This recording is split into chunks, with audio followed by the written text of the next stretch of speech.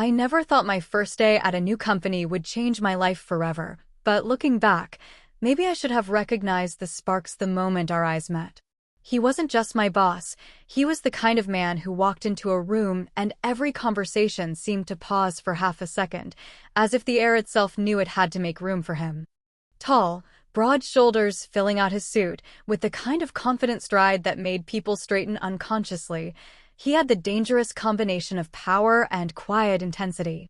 I was nervous, clutching my new badge, my blouse sticking slightly to my skin from the nerves, when I bumped into him, literally. Papers scattered, his cologne hit me in a wave that was sharp, expensive, addictive, and when his hand touched mine for a moment too long as we both reached for the same document, I swear my pulse went wild. It should have been nothing, just one of those small office accidents, but I felt something coil low in my stomach, something I couldn't shake. At first, I convinced myself it was only admiration. He was my boss, I had to keep things professional. But every time he leaned close to point out something in my work, every time his hand brushed the desk near mine, I found myself holding my breath, aware of the space between us shrinking.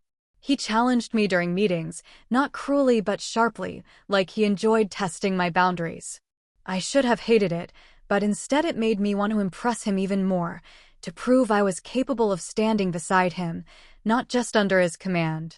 There were moments when we got stuck in the elevator together, moments when we stayed late working on a project, just the two of us with the city lights flickering outside the window. One night, the air between us felt so heavy that when I bent over his desk to point at a line in a report, I realized I was holding my breath, his eyes tracing down for a split second too long before darting away, as though he'd betrayed himself by letting his attraction show. And God help me, I liked it. I liked the game, the tension, the secret push and pull.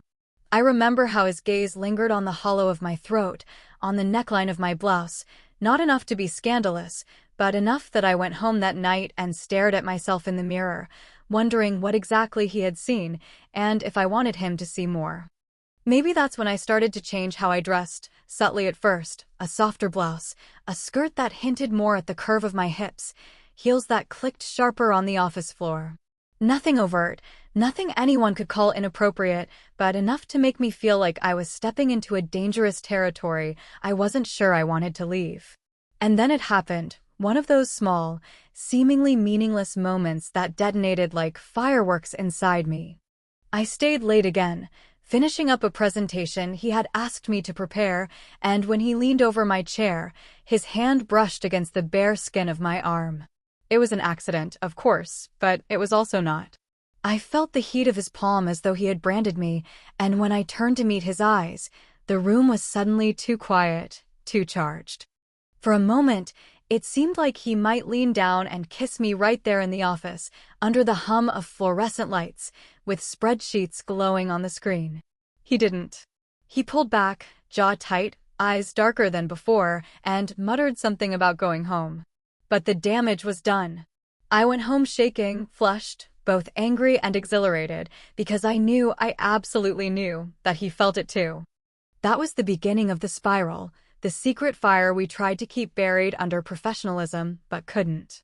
Within 3 months, that fire consumed us. And I'll admit it, I let myself fall. I let his hand finally slide down my back one night when he walked me to my car, let his lips find mine in the quiet shadow of the parking garage, where no one could see but the whole world seemed to tremble. I let him pull me close, my body melting into his, every pent-up glance and near touch exploding in that moment. For 2 years, I thought I had found both love and purpose, working side by side with him, dreaming with him, trusting him with every part of me. But here's the thing. The moment I fell into his arms, the ending had already begun. Because what I didn't know then was that this man, this powerful, intoxicating, irresistible man, would one day become my greatest enemy. I used to believe that love and work should never mix, that keeping them separate was the only way to stay sane. But with him, the lines blurred so quickly it almost felt like they had never existed at all. What began as accidental touches and heated glances turned into something undeniable, something that consumed me in ways I couldn't control. And if falling for him felt like stepping into fire, then what came after was learning to live inside the flames. Our nights at the office were no longer about staying late to meet deadlines. They were about desire, about passion that crackled between us even when we tried to suppress it. Sometimes he'd call me into his office under the guise of urgent paperwork. I'd walk in to find him leaning against his desk, tie loosened, sleeves rolled up, his eyes locked on me with an intensity that stole the air from my lungs. He wouldn't have to say a word. The door clicking shut behind me was enough. That sound meant the world outside disappeared, leaving only the two of us tangled in something far more dangerous than business. He'd press me against the glass window that overlooked the city, the hum of traffic below reminding me how exposed we were. My pulse would race as his hand slid to the small of my back, pulling me closer until I could feel every breath he took.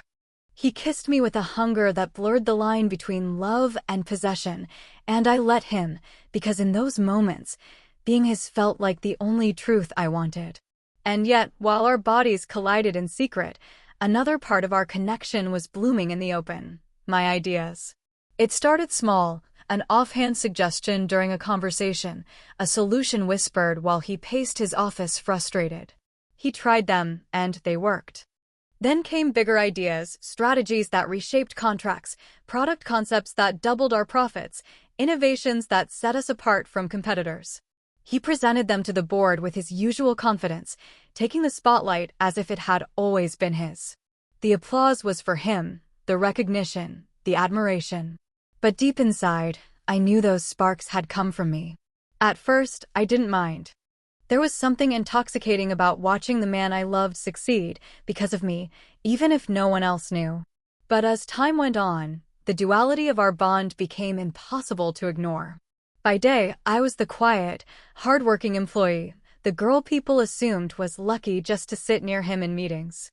By night, I was the woman he pulled into his arms, the one whose body he explored like he couldn't get enough, the one who whispered visions of the company's future into his ear while his lips traced fire along my collarbone. And yet, I held on to something he didn't realize. I documented everything. Every idea, every sketch, every draft, signed and time-stamped under my name. He thought my brilliance belonged to him, the way my body seemed to, but I knew better. I knew one day, having proof would matter. For now, though, it was our secret, one that made me feel powerful and vulnerable all at once.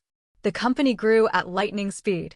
Contracts poured in, competitors whispered about how unstoppable his leadership had become, and journalists wrote glowing articles about his vision.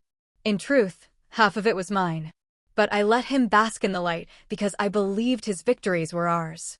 I believed we were partners in every sense. And the intimacy we shared only reinforced that belief. There were nights where the office became our playground, papers scattered on the floor, his desk a stage for passion we couldn't contain. He knew exactly how to disarm me, his lips trailing along my neck until I melted, his hands tracing lines down my waist, his voice low and commanding as he told me how much he needed me. I craved it, craved him, as much as I craved the thrill of shaping the company's destiny. Colleagues began to notice, of course. The way he smiled more when I entered a room, the way his eyes lingered on me just a second too long.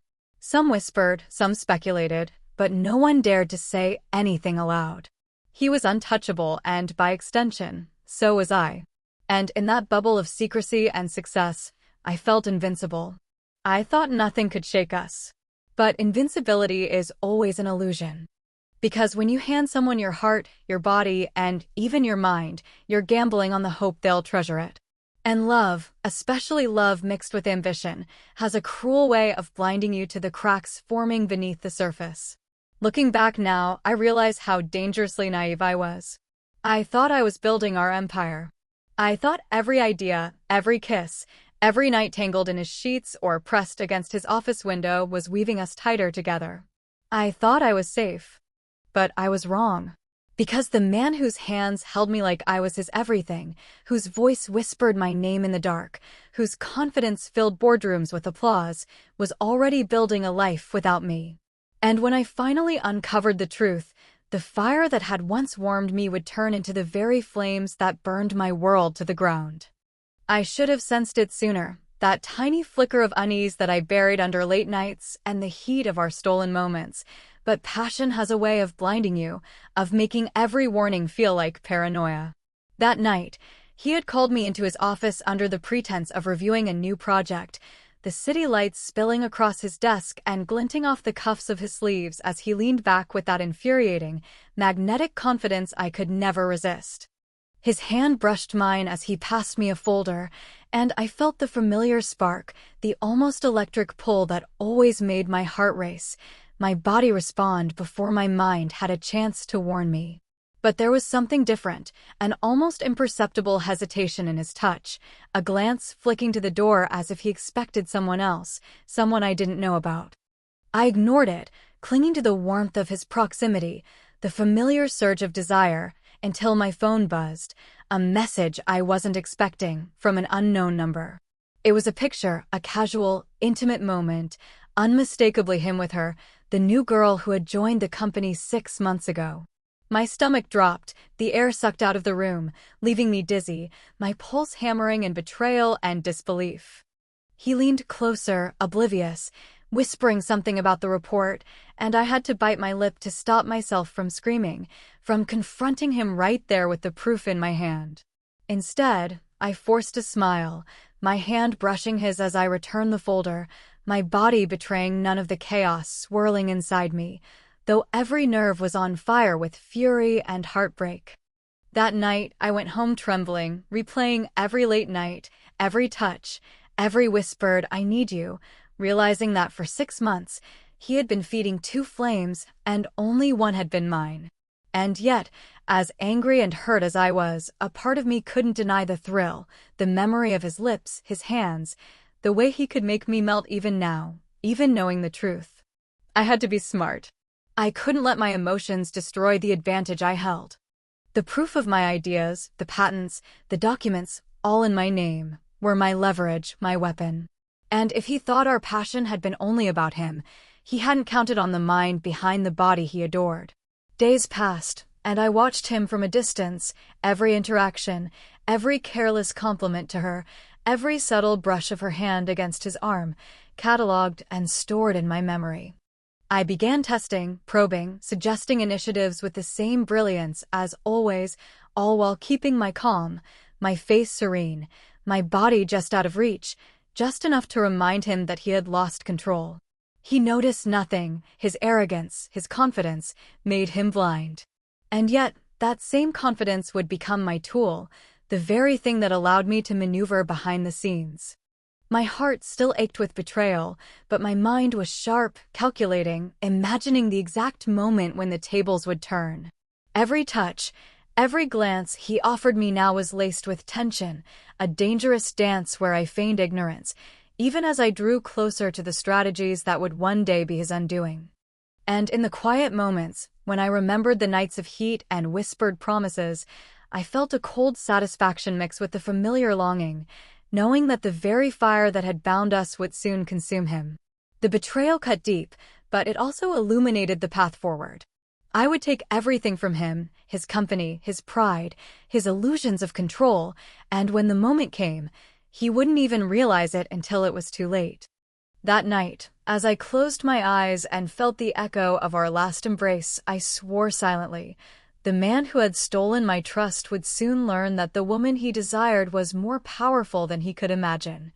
And as the city lights glimmered through my window, I felt the first spark of a plan that would not only punish him, but ensure that when he fell, he would fall completely, utterly, leaving nothing but the memory of the fire he had once thought he controlled.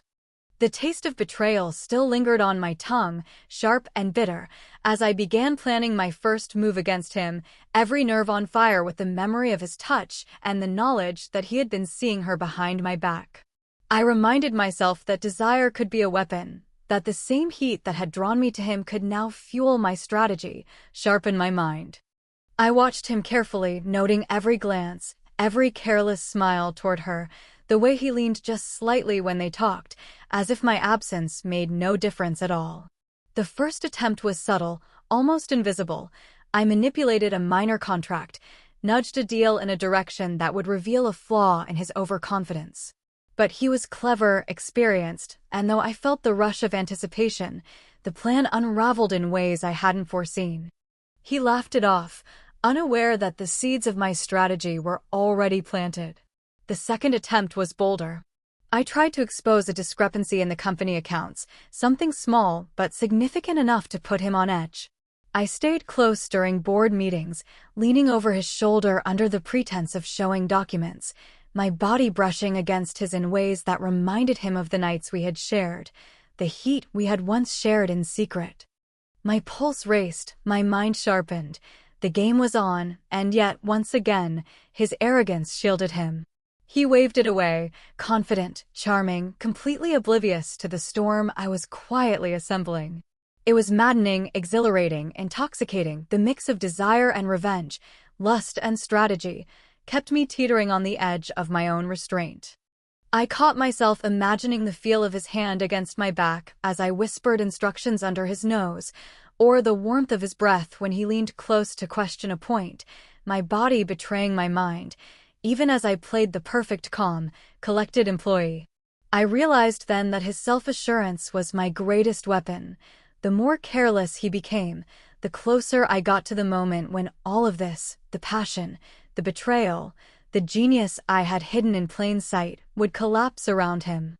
I kept feeding him the illusion that he remained in control, that I had forgiven him, that our nights together were still private, stolen sparks of what we once had. Every touch, every casual brush of fingers in passing, every lingering gaze I allowed, reminded him of the fire we had shared, keeping him blind to the meticulous planning that was underway. By the end of those weeks, I had 2 failed attempts behind me, each one teaching me more about his patterns, his weaknesses, and the perfect angle of approach for the final strike.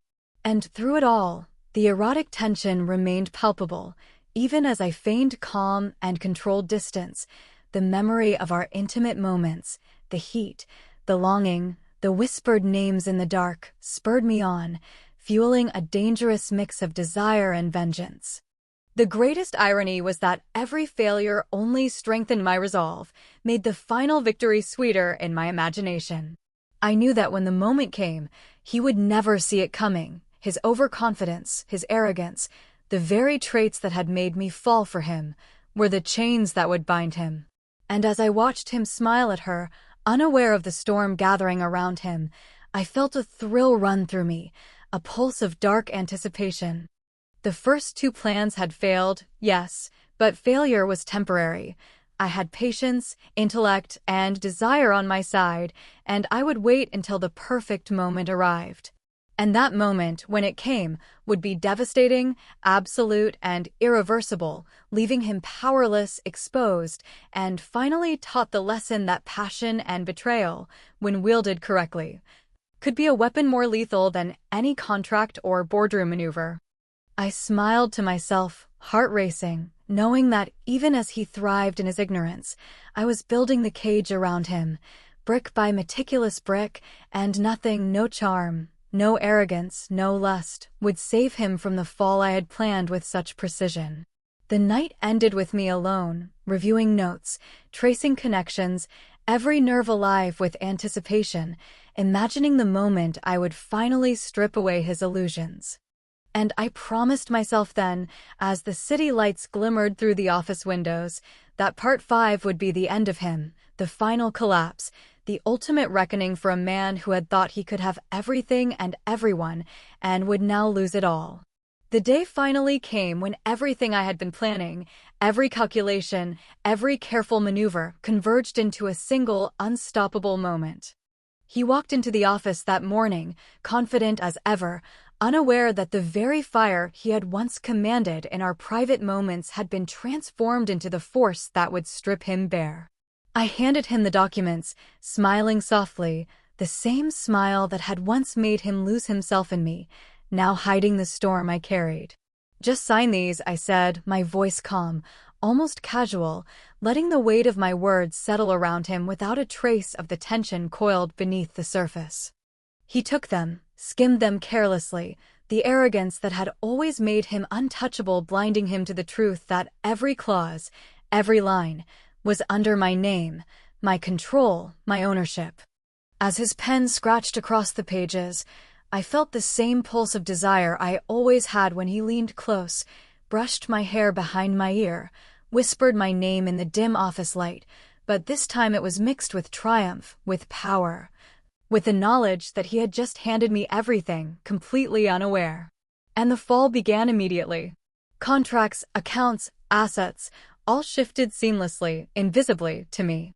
Colleagues who had once admired him now whispered, looked at him with disbelief, and in the silence of the office, the reality hit him. His empire was gone. My hands trembled slightly, not with fear but with the intoxicating thrill of victory, as I watched the man who had once made me melt with a single glance, a single touch, stand stunned, utterly exposed. And then came the final blow, the one I hadn't even needed to plan. His young lover, the girl who had enticed him with her charm and desire, had always been there for the money, for the illusion of power, and the instant she realized he was no longer the king of anything, she walked away. No arguments, no calls, no remorse, just the cold click of her heels fading into the corridor, leaving him empty-handed, abandoned, and completely alone.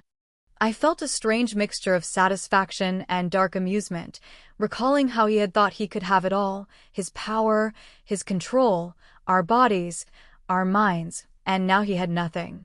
His eyes found mine, a mixture of shock, disbelief, and a flicker of something I used to recognize as desire, but it was too late.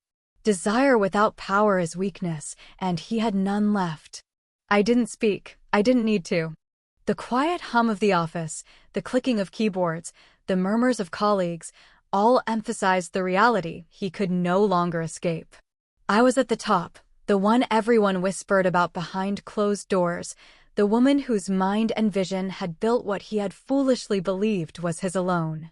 And even as I walked past him, brushing lightly against his arm, letting him remember the heat we had shared, I knew that this final fall was complete.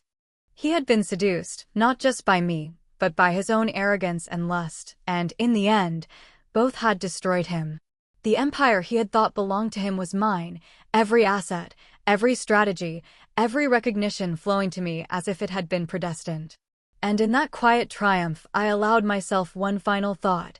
He had betrayed me, thought he could play with passion and intellect alike, and now, stripped of everything, he was powerless, just as I had once feared losing myself to him. The irony was intoxicating. The man who had seduced me, who had commanded my body, my trust, and my mind, now cowered in the shadow of the woman he had underestimated. And as I turned and left the office, the city lights reflecting in my eyes, I felt a pulse of exhilaration and freedom, knowing that I had won completely, utterly, and that the life he had taken for granted, the passion, the power, the illusion, had become my own. And I smiled, the final thought burning bright. He had betrayed me with a girl who wanted only money, and I had taken from him everything, leaving him with nothing but the echo of the fire he once thought he controlled.